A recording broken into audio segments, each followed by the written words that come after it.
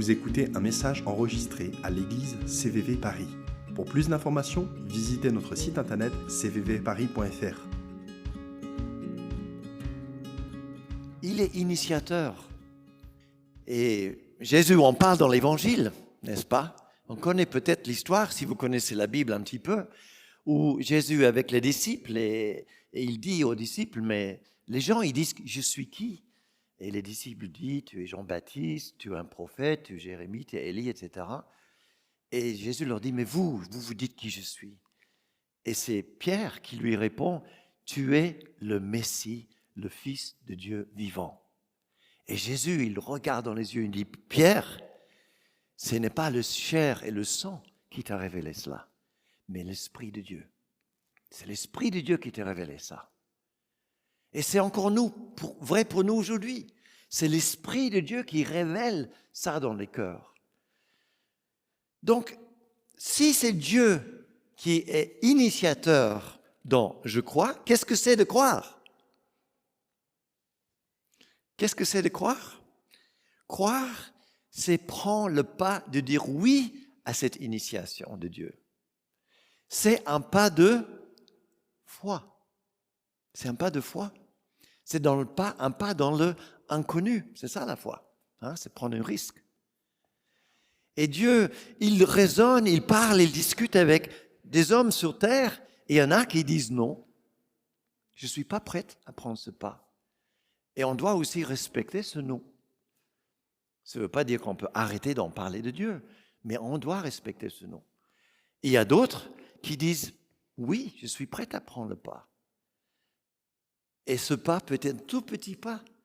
Simplement de dire, je ne sais pas, prier Dieu. Je ne le connais pas bien, je n'ai pas compris qui il est. Mais est-ce que tu veux prier avec moi? Oui, je veux bien. Est-ce que tu veux lire la Bible, là où Dieu a parlé? Est-ce que tu es prêt à laisser Dieu continuer à te parler dans ton cœur? Croire, c'est prendre un pas de foi. Croire, c'est de laisser Dieu saisir ma vie à chaque instant, à chaque moment, de me conduire, de me diriger, de m'aider dans mes décisions. Ça, c'est croire. Je crois dans un Dieu vivant qui parle aujourd'hui. C'est de le laisser nous conduire par sa parole, dans l'inconnu des fois. Et Dieu parle dans maintes et maintes manières, et on en a vu ce soir, n'est-ce pas? Comment, quand nous on laisse le micro parce qu'on aime bien entendre comment le Seigneur parle à travers de la louange, etc. Mais même quand on est dehors, dans la rue, ou on croise quelqu'un dans le métro, et Dieu parle. Marianne m'avait donné le témoignage de quelqu'un le Seigneur lui a parlé de quelqu'un, ce qu'elle a fait. Je crois que ça nous arrive à tous, n'est-ce pas? Des fois, il y a une résonance, quelque chose en nous, et on doit parler avec quelqu'un. C'est Dieu qui nous parle pour aller discuter. C'est ça croire, c'est ça prendre la pas de foi. Parce que je sais que Dieu est là et il me parle constamment. Je crois et je crois et je crois parce que je crois dans un Père, un Dieu tout-puissant. Je crois en Dieu, un Père tout-puissant. Et avant d'aller plus loin, de dire que je crois en Dieu,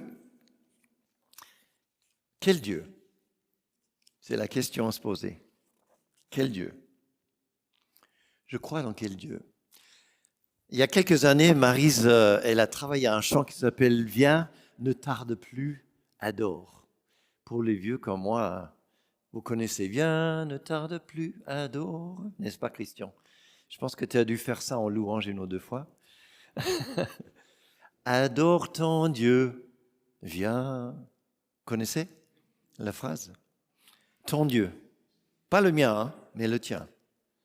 Moi, à un moment donné, je me vois encore en train de conduire la louange dans un Embrasse nos cœurs. Il y avait je ne sais pas combien de personnes, et on chantait. À un moment donné, je me suis dit, mais attends, parce qu'il y avait plein de gens qui arrivaient dans cette réunion. Et je me disais, mais je suis en train de leur dire d'adorer leur Dieu. Et je ne pouvais pas m'arrêter dans le chant, évidemment, mais ça m'a interrogé. Et je sais que Brian Dockson, qui a écrit ce chant en plein milieu de Londres. Il témoigne de cela en disant qu'il était en train de marcher dans la rue de Londres. Il venait d'avoir une mauvaise nouvelle de le côté de sa famille et c'était un peu difficile par rapport à leur enfant qui était malade. Et tout d'un coup, il a entendu ce son. Viens, c'est le moment d'adorer. Et il a fait ce chant. Et puis il a écrit beaucoup plus tard, je plie le genou. Je ne sais pas s'il est traduit, la deuxième partie. Je plie avec volonté le genou. Je plie avec volonté ma volonté pour que ta volonté se fasse sur terre. Et il a essayé de l'englober dans l'idée de qui je crois dans un Dieu qui est vivant aujourd'hui. Mais c'est important de dire et définir quel Dieu on loue et quel Dieu on prie, quel Dieu on adore. Quel est le Dieu que nous avons en nous? Je sais que les hindous disent qu'il y a quelques 33 millions de dieux, je crois. Quelque chose comme ça. Ça amène un petit peu à la confusion quand même, non? Je trouve. Mais aujourd'hui, je dirais que la croyance de Dieu, elle n'est probablement pas dans toutes sortes de bizarreries, mais plutôt dans rien de tout. Non? Je dis non, mais je ne crois pas dans un Dieu. D'ailleurs, j'ai parlé avec quelqu'un ici, il y a quelques mois de cela, avant Noël, il était assis juste là où tu es, Léa. Et je me tournais vers lui à la fin du culte et je dis, alors, comment était le culte? Qu'est-ce que Dieu vous a dit? Il me dit, non, mais moi, je ne crois pas dans Dieu. OK. Qu'est-ce que vous avez reçu alors? Il y a beaucoup de gens qui croient dans rien. Alors, bon, on les appelle peut-être des athées, hein, je ne sais pas si c'est ça le mot, de croire dans rien. Le psalmiste, en tout cas, il dit quelque chose de un peu dur quand il parle de ça, dans Psaume 14. Le fou dit dans son cœur, il n'y a pas de Dieu. Bon, alors ça, c'est pas sympa, ça. D'appeler quelqu'un qui croit que pas en Dieu, de l'appeler fou. Ça semble un peu agressif, n'est-ce pas? Le fou dit dans son cœur. J'ai entendu une phrase qui m'a fait et sourire et réfléchir de la part d'un athée.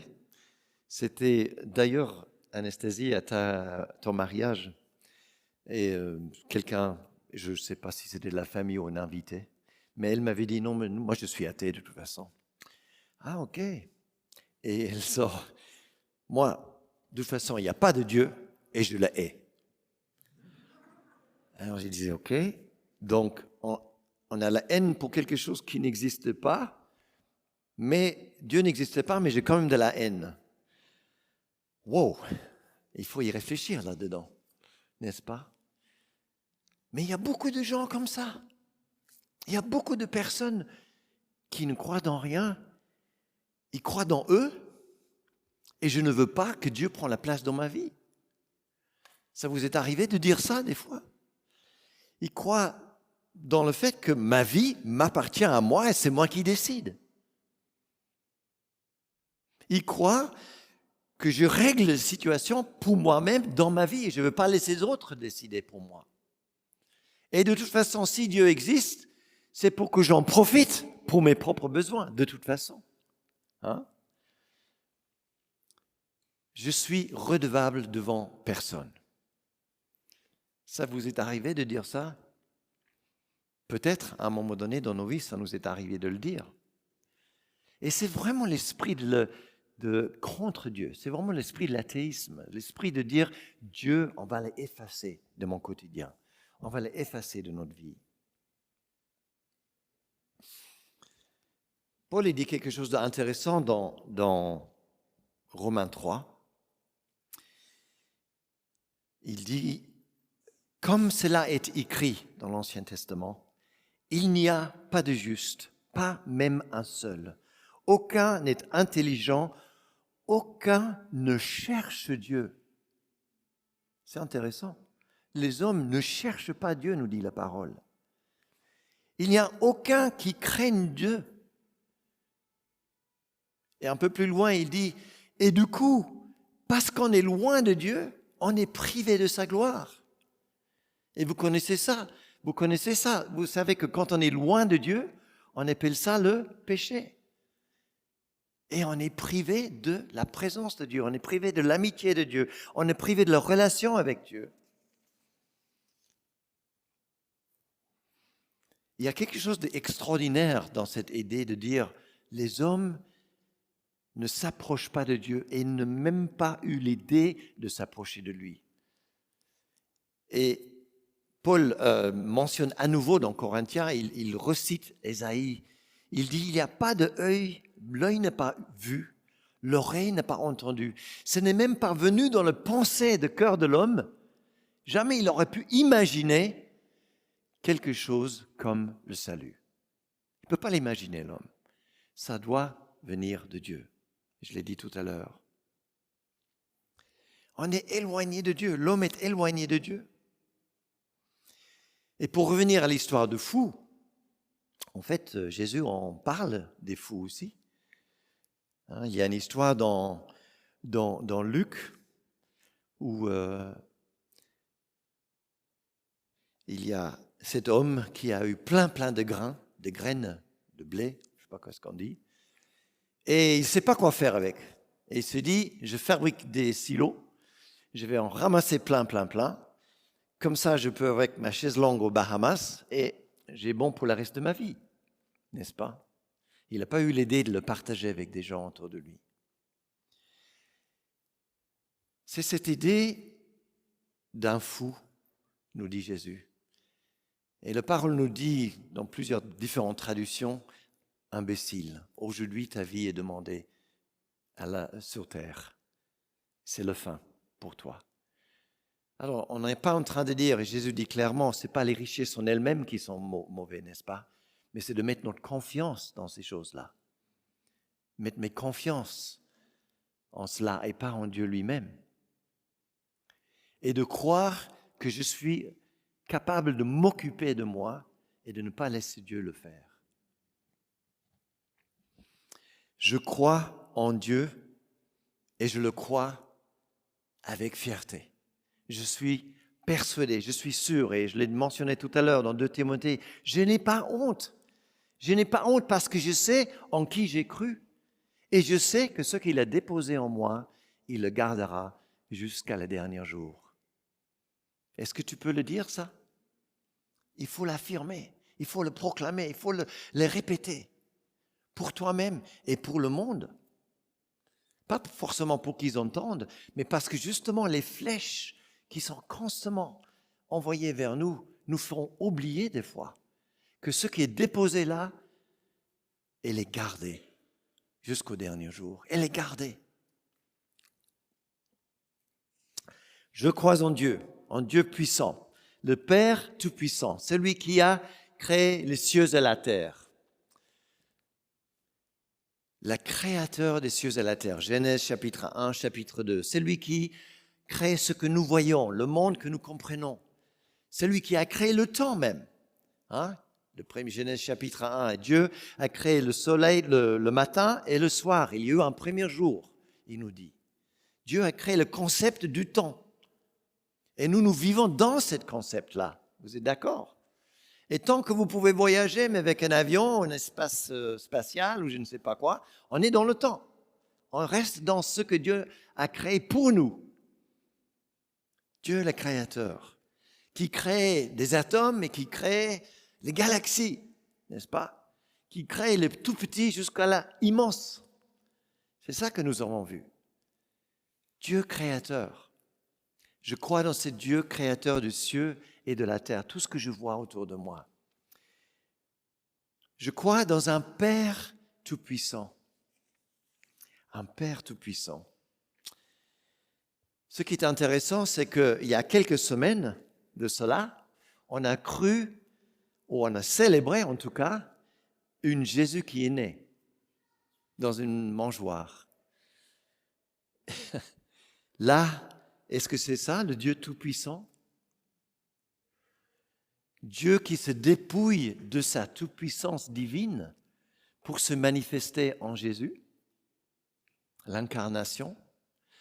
Dieu qui enlève le ciel, la gloire, tout ce qu'on ne peut pas imaginer d'ailleurs autour de lui, pour se manifester en homme.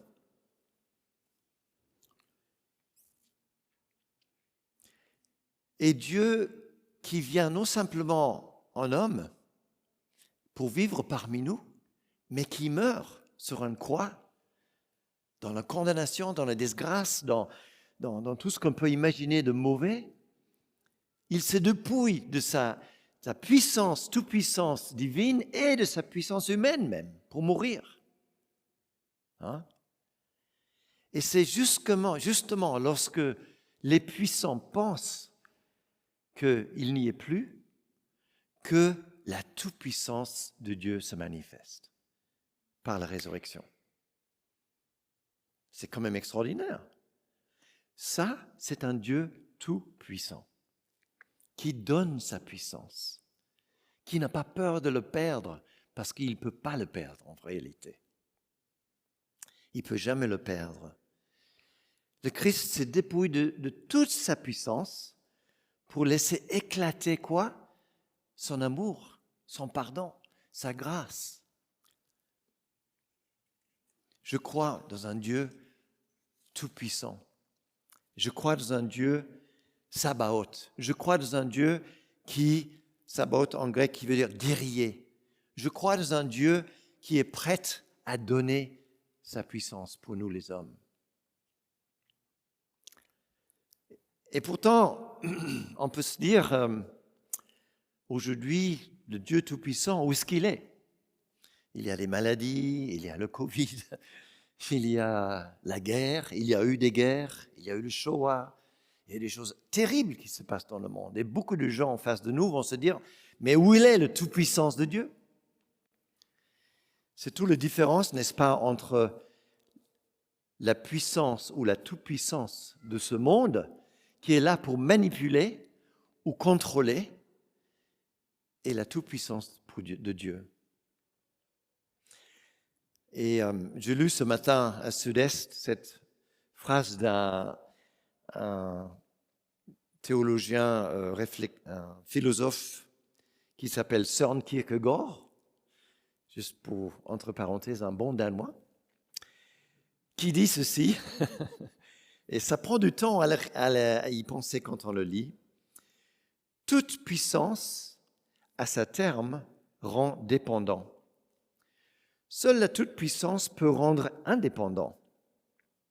Elle peut donner sans abandonner, pour autant la moindre parcelle perdre sa puissance. Alors, je ne vais pas la répéter parce que c'est compliqué. Ça m'a pris beaucoup de temps à la lire et à la comprendre. Mais en réalité, ce qu'il est en train de dire, c'est que Dieu qui est tout-puissant n'a pas peur de donner sa puissance. Il n'a pas peur de perdre sa toute-puissance parce qu'il ne peut pas le perdre. Il est, dans son entité, tout-puissant. Et il nous donne à nous, les hommes, sa puissance. Pourquoi est-ce qu'il nous a donné sa puissance? Il nous donne la puissance pour, d'abord, on peut procréer, on peut s'occuper de nos familles, nos enfants, on peut s'occuper de la terre, de cette création qu'il nous a donnée. Ça, c'est de la puissance que Dieu nous a donnée. Et puis vous, comme moi, vous savez que ça ne marche pas toujours aussi bien, n'est-ce pas? Il y a des enfants, ça ne va pas forcément avec leurs parents. Le monde, aujourd'hui, on n'arrête pas de parler de le besoin de s'occuper de cette terre qui est en train de se détruire. À cause de qui? À cause de nous. Qu'est-ce qu'on a fait avec la puissance que Dieu nous a donnée? Dieu nous a donné une certaine puissance à l'homme pour s'occuper de cette terre et de lui, etc. Et Dieu ne perd pas sa puissance. À aucun moment. À aucun moment. Par contre, Dieu nous donne la puissance pour qu'on découvre qui il est vraiment. Et non pas pour qu'on manipule comme quelqu'un qui a des poupées. On n'est pas là pour contrôler, pour avoir la vengeance ou la colère. On n'est pas là pour écraser par la puissance que nous avons. Et parce que les gens sont loin de Dieu, parce qu'ils sont dans ce qu'on appelle le péché, la puissance prend une tournure mauvaise, n'est-ce pas? Et finalement, on veut nous contrôler. On veut avoir la vengeance. On veut la revanche sur l'autre. la colère, etc., etc. François Moog, il dit, la toute-puissance de Dieu signifie qu'aucune force de destruction ne peut rivaliser avec lui et qu'aucune force du mal ne peut altérer sa puissance de miséricorde et pardon. Personne ne peut altérer l'amour et le pardon de Dieu. Et il se découvre dans sa toute-puissance. La bonne nouvelle de l'Évangile, c'est justement qu'elle est puissante. Elle est puissante pour sauver. Elle est puissante pour nous sortir de ces amalgames-là. Je crois dans un Dieu, le Père Tout-Puissant. Et Dieu est Tout-Puissant, mais il nous laisse la liberté de gérer cette puissance sur terre. Et on pourrait dire bien plus là-dedans, mais je voudrais finir avec cette notion d'un Père Tout-Puissant. Parce que c'est compliqué de dire ça. Dieu, Père Tout-Puissant. Et on a des fois des mauvaises expériences sur terre qui fait qu'on n'aime pas cette association d'un Père qui est Tout-Puissant, où le Tout-Puissant ne va pas avec le Père. C'est difficile de marier des fois ces deux ensemble. Peut-être par nos propres vies, qui ont eu des mauvais pères sur terre, n'est-ce pas? Et ça peut faire de la confusion des fois, je crois. Parce qu'il y a des choses que je vois avec ma tête, que je comprends avec ma tête, mais que je ne comprends pas avec mon cœur. De ma tête, je lis la Bible, je dis, ok, Dieu est un Père, Dieu est tout-puissant, Dieu sauve, ok, c'est bien, mais dans la réalité, ce que j'ai vécu, c'est pas tout à fait ça. Moi, ce que j'ai vécu, c'est probablement, peut-être, j'en sais rien, mais un père exigeant. J'ai vécu un père distant. J'ai vécu un père destructif ou désintéressé. Et ça devient difficile de marier cette idée qu'un Dieu qui est Père, qui est tout-puissant, moi j'ai du mal à gérer tout cela en même temps. Mais depuis le commencement de la parole de Dieu, depuis Genèse, Dieu se manifeste, c'est vrai, d'abord en tant que guerrier, et c'est là où je rejoignais Caroline tout à l'heure. Il se manifeste en tant que guerrier pour effacer les puissances de Pharaon, mais à travers la Bible, petit à petit, jusqu'au Nouveau Testament. Et puis à travers de Jésus, à travers les évangiles, sa mort, sa résurrection et sa nouvelle vie, on découvre quoi? Un Dieu qui est lent à la colère, bienveillance, plein d'amour, plein de grâce. Et ce Dieu-là est notre Père, est mon Père. Et la parole, à travers toute l'histoire de la Bible, ne s'arrête pas de dire « ma grâce te suffit ». La grâce de Dieu que j'ai pour toi te suffit. Je ne suis pas un homme ou un Dieu ou un Père exigeant, mais un Dieu de grâce. Lent à la colère. Lent à la colère, nous dit Deutéronome. Un Dieu distant. Psaume 139. Mon corps n'était pas encore caché devant toi lorsque j'étais fait dans le secret, tissé dans les profondeurs de la terre. Je n'étais encore qu'une masse informe, mais tes yeux me voyaient. Et sur ton lèvre étaient inscrites tous les jours qui m'étaient destinés, avant qu'un seul ait existé. Ça, c'est ton Dieu, un Dieu de compassion. Un Dieu désintéressé, un Père désintéressé. Des fois, on fait le reflet. Tu sais quand je marche, quand je me couche, et toutes mes voies sont familières. La parole n'est même pas encore sur ma langue. Éternel, déjà, tu me connais entièrement. Tu m'entoures par derrière et par devant, et tu mets ta main sur moi. Ce n'est pas un Dieu désintéressé, c'est un Dieu d'amour qui est intéressé par moi et par toi, par chacun de nous. Ce Dieu, Père Tout-Puissant, qui nous donne puissance à travers de Jésus.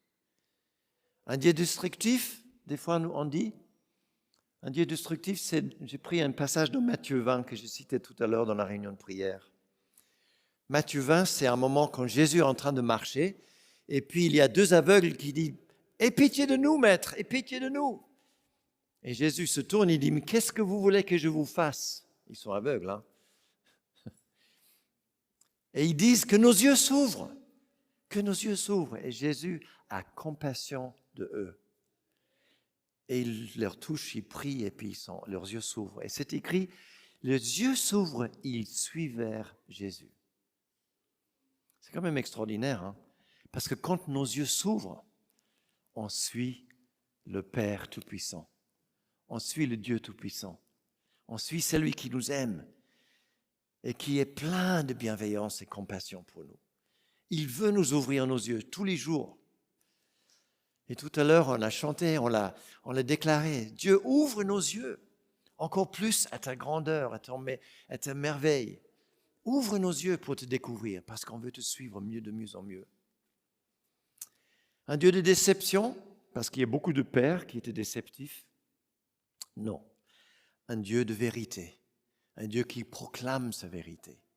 Et Jésus nous dit qu'il est incarné de la vérité. Je suis la vérité et la vie, nous dit Jésus. N'est-ce pas? Un Dieu qui fuit, parce que des fois on a les papas qui fuient. Et on reflète ça dans le Père. Hébreux 13 nous dit, je ne te délaisserai jamais. Jamais je te délaisserai. Jamais je ne t'abandonnerai. Je serai avec toi tous les jours de ta vie. C'est quand même beau, non? Le Père Tout-Puissant qui nous donne ça. Et il nous le donne, quand il nous donne la puissance, il nous donne ces choses-là, de sa paternité. Ce n'est pas des choses qu'on a reçues de la terre, mais c'est les révélations du Père. On pourrait dire beaucoup plus sur la toute-puissance de Dieu. Mais comme on dit, je crois en Dieu, le Père Tout-Puissant, créateur de cieux et de la terre, il faut bien réaliser que ce que nous recevons vient de ce Dieu-là. Et que ce que nous vivons, c'est celui qui a créé les cieux et la terre et m'a créé. Et je voudrais finir avec, on pourrait dire qu'on doit finir avec le je crois. Mais en réalité, je voudrais finir avec un psaume qu'on connaît tellement bien, mais qui est important. Et c'est le psaume 23. Vous connaissez tellement trop bien ce psaume. Le truc, c'est que quand David l'a écrit, il était berger. Donc il parle de berger, il parle de moutons, il parle de l'herbe verte et de l'eau tranquille, etc.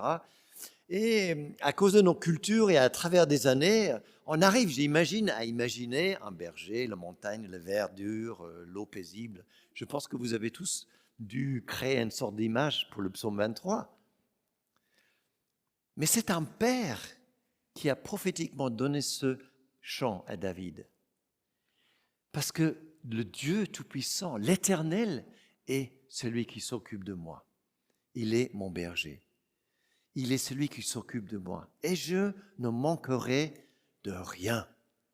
Aujourd'hui, là où toi tu en es, malgré les flèches de l'ennemi, dans les difficultés, dans les problèmes, c'est là que Dieu dit, tu ne manqueras de rien. Parce qu'il me prend dans des endroits où je peux me nourrir. Il me conduit dans des endroits qui sont tranquilles. Il me donne la force. Il me conduit dans le sentier de la justice à cause de le fait qu'il s'appelle le Père Tout-Puissant. C'est son nom. À cause de cela. Et même quand je suis dans la vallée, c'est justement dans la vallée qu'il est avec moi. C'est justement dans les difficultés que sa toute-puissance se manifeste à travers de moi. Il ne change pas les problèmes, mais il me donne la capacité d'y traverser. N'est-ce pas? Il me révèle son amour et le fait qu'il est là avec moi. Et à tous les moments, quelle que soit la profondeur de votre vallée, Dieu tend la main pour te dire, je suis là pour marcher avec toi. À l'ombre de la mort, je dresse une table devant mes ennemis. Au moment de la plus difficile, je peux m'asseoir tranquillement avec Jésus et manger un repas. Il me nourrit là où il y a le combat, au moment de le combat. Et même jusqu'après, nous dit le psaume, jusqu'à la fin de ma vie, je serai avec toi. Là aussi, je ne manquerai jamais de rien. Et ce n'est pas difficile de se dire qu'après la vie, rien ne va me manquer parce qu'on a tellement confiance que Dieu va pourvoir. Mais que ce soit maintenant, dans les difficultés ou après, je ne manquerai de rien. Pourquoi? Parce que je crois dans un Dieu Père Tout-Puissant qui est créateur des cieux et de la terre. Ça va? J'espère que je ne vous ai pas perdu. Je vous invite de vous lever. On va juste prier pour clôturer. Et je laisse la place à Ludo après. Je vais quand même donner l'occasion, s'il y en a qui travaillent avec cette idée de Père, de Dieu, Dieu qui est loin. Et je suis consciente que nos vies ne sont pas un long fleuve tranquille. Que des fois, on n'a pas eu les papas ou les mamans qui devraient être ceux qu'ils sont. Et je voudrais vous mettre au défi d'écouter l'Esprit de Dieu qui vous parle et de prendre un pas de foi et de dire oui, je veux bien suivre ce Dieu. Je ne le comprends pas, je ne le saisis pas. Et vous inquiétez pas, mes amis, il n'y a pas grande personne dans cette salle qui comprend Dieu ou qui le saisissons. Parce que sinon, ça ne sera plus Dieu. Hein. Mais nous avons pris un pas. Nous avons pris un pas de foi pour le laisser le remplir de son amour, de sa puissance, de sa grâce. Ose prendre ce pas. Ose prendre le pas. Ne laisse pas le moment de la vie passer. Et que ce soit ce soir, dans la nuit chez vous, demain matin, un autre moment de la journée. Ose prendre le pas, mon ami. N'aie pas peur. Parce que le Père éternel, il a un amour pour toi comme tu ne peux pas l'imaginer. Et des fois, il faut déposer et demander pardon. Parce qu'on a déclaré des choses comme, voilà, ma vie m'appartient. Je vais régler mes problèmes moi-même. On doit demander pardon des fois pour notre orgueil. C'est vrai. C'est probablement le truc le plus dur à écraser et à tuer. Mais mets-le devant Dieu. Dis-le lui. Et comme les aveugles crient à Jésus, « Aie pitié de moi, aide-moi dans mon incrédulité. » Et Jésus ouvre nos yeux. Alors Seigneur, ma prière, c'est que maintenant, tu viens agir dans nos cœurs. Je prie Seigneur que s'il y a ces incrédulités, ou s'il y a eu ces déclarations dans nos vies, que je vais régler ma vie, que je vais m'occuper de moi-même. S'il y a eu cet orgueil qui prend la place, et j'en suis plus ou moins conscient, et je décide que je suis redevable devant personne. Père, je prie que ton esprit nous parle et nous donne le courage de prendre ce pas de foi. Et peut-être juste dire pardon, Saint-Esprit, d'avoir dit ces choses.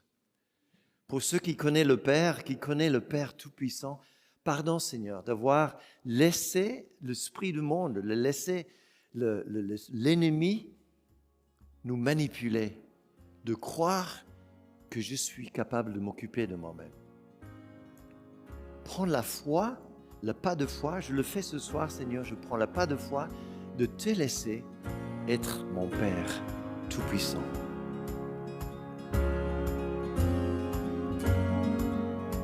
Vous venez d'écouter un message enregistré à CVV Paris. Pour plus d'informations, visitez notre site internet cvvparis.fr.